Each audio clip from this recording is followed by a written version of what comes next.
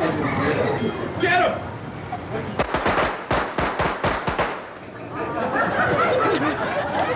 They say the coast is clear. Welcome back now to more primetime access from Lagoon, and this part of the park is called Pioneer Village, where they have a shootout like that about 3 times every day. Lagoon itself dates back almost to pioneer times, and reporter Alison Barlow has been looking into a century of amusement park history. You know, the thing that struck me, I wonder what folks 100 years ago would have thought if they could have even got a glimpse of today's Lagoon. I don't think anybody from 100 years ago even get on Colossus. I doubt that very much. They might recognize a few things, the shootout, the swimming, and perhaps the eating. But Lagoon didn't start out as a place for spine-tingling chills. It's a Jubilee, a salute to a place where we go faster and farther and higher than we really dare.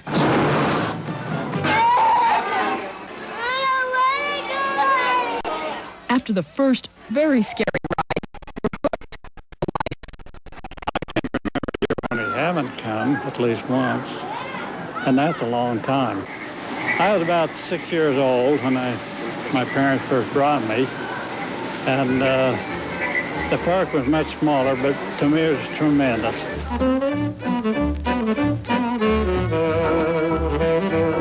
Lagoon started delighting 6-year-olds in 1887. Former Governor Simon Bamberger created the park. Old-timers remember his Bamberger Railroad that once ran between Salt Lake and Ogden. The former governor wanted an amusement park to attract passengers. He called it Lake Park because it was on the shores of the Great Salt Lake.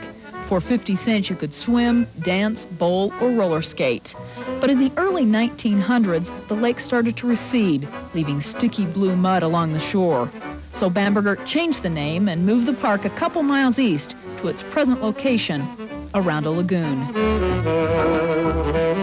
The first thrill ride at the park started up in 1906. It was called Shoot the Chutes, a tame cousin to today's log flume.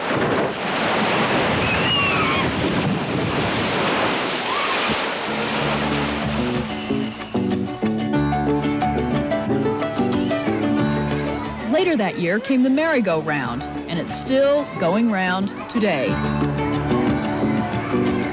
We'd never let merry-go-round go, and it's a real merry-go-round. The animals are hand-carved.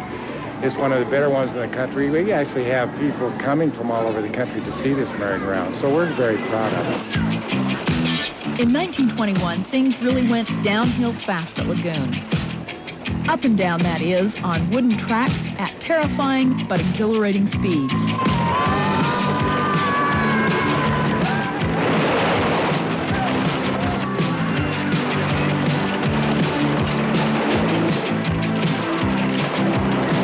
The roller coaster ran until World War II, when Bamberger shut down the park. It remained closed for several years. That's when the Freed brothers took over. The brothers painted and cleaned and fixed up the old rides. Plus, they added the most popular attraction of the time, dancing to the big bands. When we used to come all dressed up, and when the big bands would come in, it was always packed, and we always had such a good time. When the big bands gave way to rock and roll, Lagoon gave up public dances. Instead, they added several live entertainment shows, the Opera House and Pioneer Village. Peter Freed says he can't think of anything he'd rather do than provide fun for nearly 1 million people a year. I think it's wonderful. You know, there are many parks that have lasted 100 years. You can count them all on one hand. And to think that here in Utah we have an amusement park that lasted 100 years, I think it's kind of neat.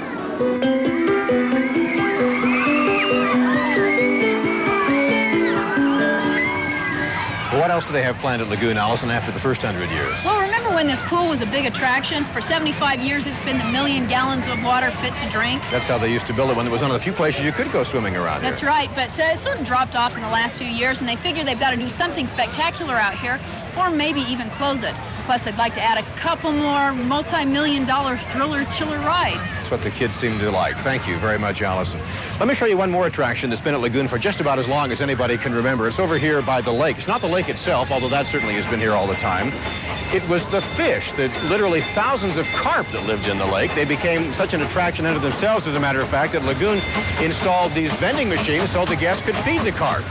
This year, when they opened the park, mysteriously, all of those carp were gone. We lower the lake every winter, but they never bothered them before. This year, when we brought the lake back up, they weren't there. We had thousands of them. We haven't seen them floating on top of the lake. We don't know what's happened to them. Lagoon calls this the mystery of the missing carp. Of course, this situation just won't do, and they plan to restock the lake right away. We'll take a break and then be back to show you the ropes of getting a summer job at Lagoon. This is Primetime Access.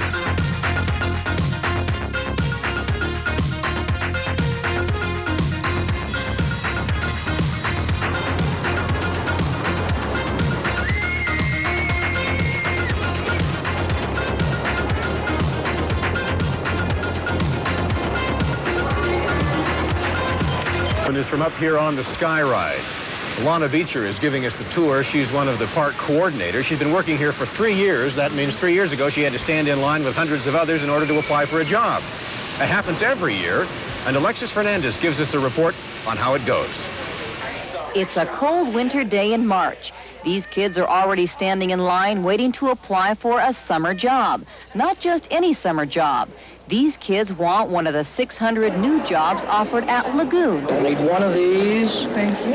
And you'll need one of those. You're how old today? All right. You're how old today? 17. For these first-timers, applying for a new job can be a nerve-wracking experience.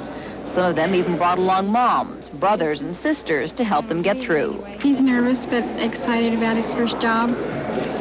So he wants to fill everything out right, not make any mistakes, make a good impression. Why do you want to work at Lagoon? Because it's a fun environment.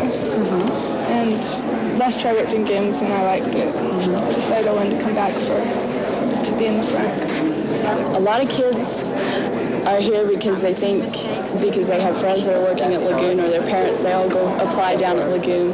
And a lot of them are having a hard time finding a job this summer. 16-year-old Audrey Peterson is one of the few who got a second interview on the spot. But I really feel like that Audrey is going to be a great part of the games department, so we want to welcome you aboard, okay? Thank you. Congratulations. Audrey goes through 3 different orientation sessions to learn just what makes a good Lagoon employee. The purpose of our meeting today is to acquaint you with general park policies. We need to make sure that each one of us treats every guest in the right way so they'll feel comfortable and want to come back and have a good and a fun time with us. Fun is serious business. It's big bucks for Lagoon. 2/3 of Utah's population passes through these gates every summer.